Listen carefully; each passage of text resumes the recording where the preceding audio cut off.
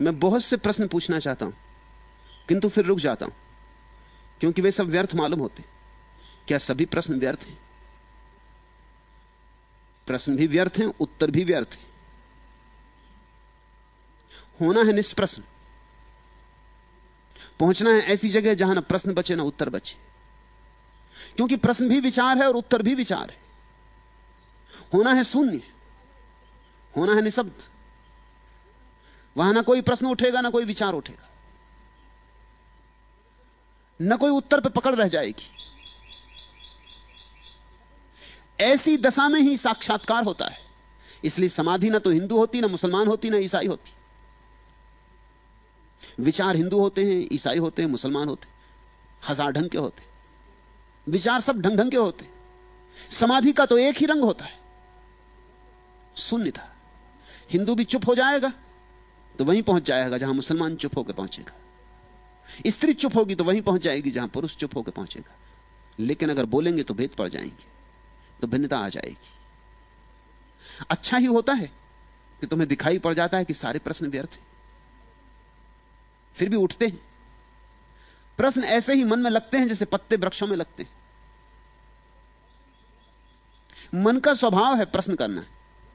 मन प्रश्नों के सहारे जिंदा रहता है। मन को उत्तर में उत्सुकता नहीं है। ख्याल रखना, ध्यान रखना, मन को उत्तर से कुछ लेना ही नहीं। मन तो उत्तर से भी नए 10 प्रश्न खड़े करने को उत्सुक है, इसलिए उत्तर भी मांगता है। एक प्रश्न पूछता है, उत्तर मिले, उत्तर में से 10 नए प्रश्न खड़े कर देता है। पूछेगा, परमात्मा ने बनाया जगत को? सच में परमात्मा ने जगत को बनाया?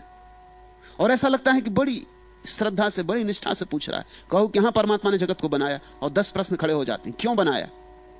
फिर ऐसा ही क्यों बनाया? फिर इतना दुख क्यों बनाया? ये कैसा अन्याय हो रहा है? फिर कोई गरीब और अमीर क्यों बनाया?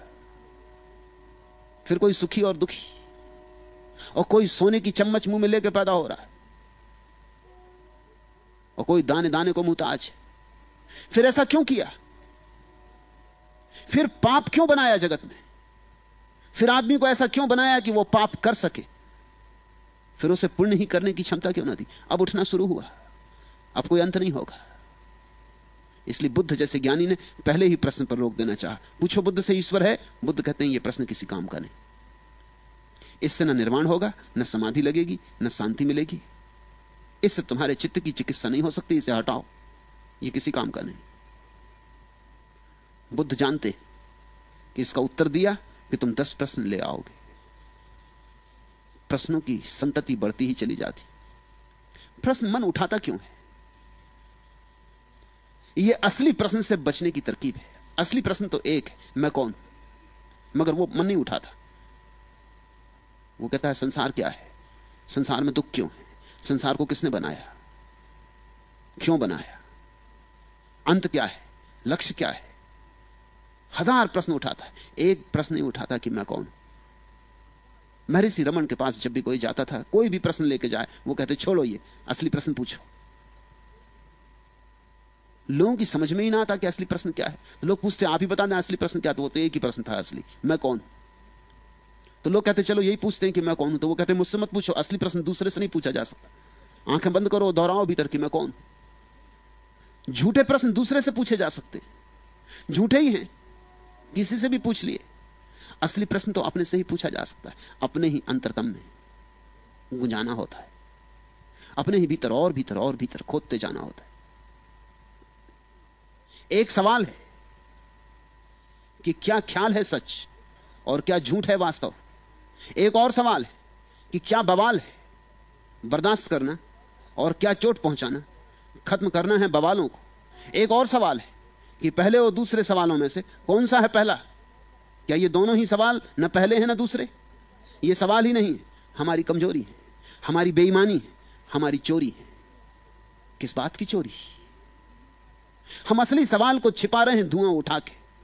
हजार सवालों का जाल खड़ा करके हम असली सवाल को भुला रहे हैं।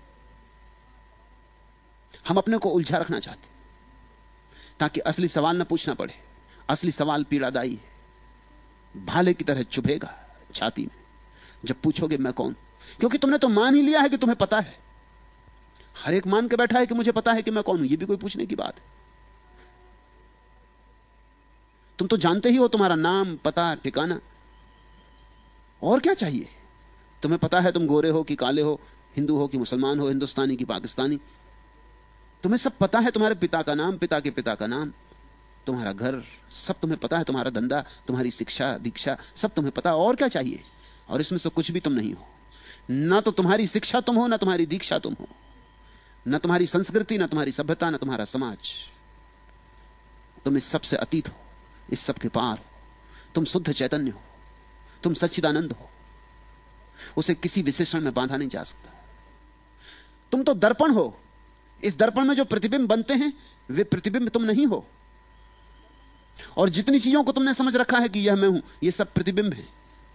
अभी दर्पण की तुम्हें पहचान ही नहीं आई। जब तुम दर्पण को जानोगे, पहचानोगे, चकित हो जाओगे, विमुग्ध हो जाओगे, ऐसे रस में डूबोगे कि फिर कभी उसके बाहर ना आ सकोगे। प्रश्न तो सब व्यर्थ है, सिर्फ एक प्रश्न को छोड़कर, और उत्तर भी सभी व्यर्थ हैं सिर्फ एक उत्तर को छोड़कर। लेकिन वह प्रश्न और वह उत्तर तुम्हारे भीतर घटना है, बाहर से कोई उत्तर नहीं मिल सकता। मैं कह रहा हूं कि सच्चिदानंद हो तुम, लेकिन इससे क्या होगा? तुमने सुन भी लिया, हुआ क्या?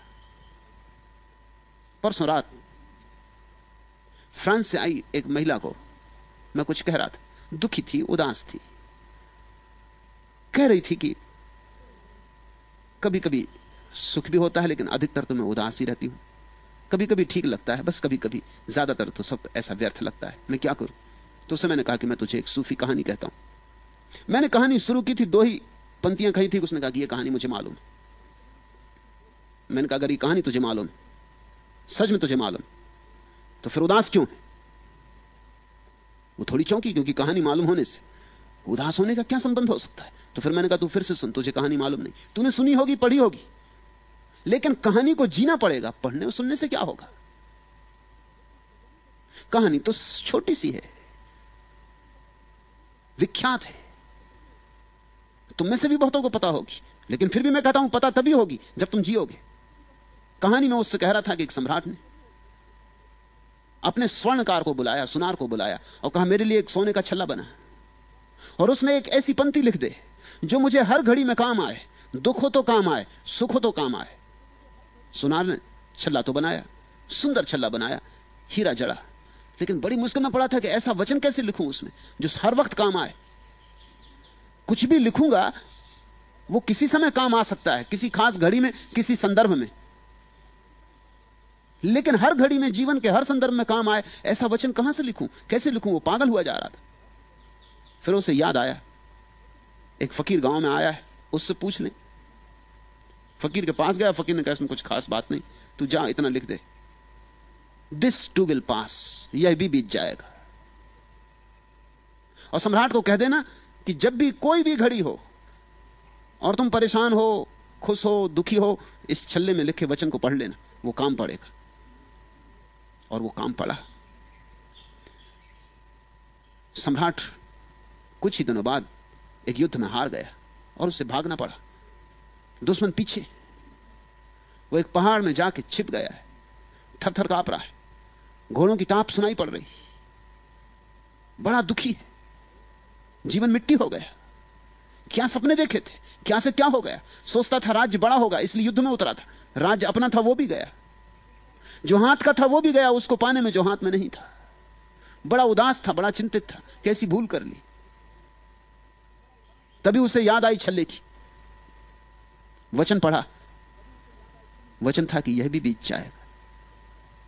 मन एकदम हल्का हो गया, जैसे बंद कमरे के किवाड़ किसी ने खोल दिए, सूरज की रोशनी भीतर आ गई, ताजी हवा का झोंका भीतर आ गया, मंत्र की तरह जैसे अमृत बरसा, यह भी बीत जाएगा। वो शांत होकर बैठ गया। वो भूल ही गया थोड़ी देर में कि घोड़ों की टाप कब सुनाई पड़नी बंद हो गई, दुश्मन कब दूर निकल गए। बड़ी देर बाद उसे याद आई कि अब तक पहुंचे नहीं। और 3 दिन बाद उसकी फौजें फिर इकट्ठी हो गई, उन्होंने फिर हमला किया, वो जीत गया, वापस अपनी राजधानी विजेता की तरह लौटा। बड़ा आंकड़ा था, फूल फेंके जा रहे थे, दुदुम्बी बजाई जा रही थी, भारी शोभा यात्रा थी। तभी अकड़ के उस क्षण में उसे अपना हीरा चमकता हुआ दिखाई पड़ा अंगूठी का। उसने फिर वो वचन पढ़ा, यह भी बीत जाएगा, और चित्त फिर हल्का हो गया, जैसे कोई द्वार खुला, रोशनी भर गई। वो जो अहंकार पकड़ रहा था कि देखो मैं ऐसा विजेता था कभी पृथ्वी पर, इतिहास में लिखा जाएगा नाम स्वर्ण अक्षरों में, उड़ गया। जैसे सुबह सूरज उगे और घास पे पड़ी ओस की बूंद उड़ जाए, ऐसा वो अहंकार उड़ गया, हल्का हो गया। फिर वही शांति आ गई। मैं उस महिला को कह रहा था ये कहानी, मैंने आधी कही थी। उसने कहा कि मुझे ये कहानी मालूम है। मैंने कहा नहीं मालूम है। उसने कहा मुझे मालूम है। मैंने कहा नहीं मालूम है। अगर मालूम है तो जो तूने प्रश्न उठाया वो उठाना नहीं था। दुख आता है, जानो कि बीत जाएगा। यहां सभी बीत जाता है। सुख आता है, बीत जाता है। न दुख में टूटो, न सुख में अकड़ो। न दुख में उदास हो जाओ, न सुख में फूल जाओ, कुप्पा हो जाओ। सब आता है, सब जाता है। पानी की धार है, गंगा बहती रहती। यहां कुछ स्थिर नहीं। यहां साक्षी के अतिरिक्त और कुछ भी स्थिर नहीं। यहां देखने वाला भर बचता है और सब बीत जाता है। सुख भी बीत जाता है, दुख भी बीत जाता है। लेकिन जो दुख को जानता, सुख को जानता, वह जानने वाला कभी नहीं बीतता। वह अनबीता, सदा स्थिर। उसी की तलाश करनी है। उसको ही जिस दिन पहचान लोगे, जानना कि उत्तर मिला इस प्रश्न का कि मैं कौन हूं। और यही एकमात्र सार्थक प्रश्न है और यही एकमात्र सार्थक खोज है।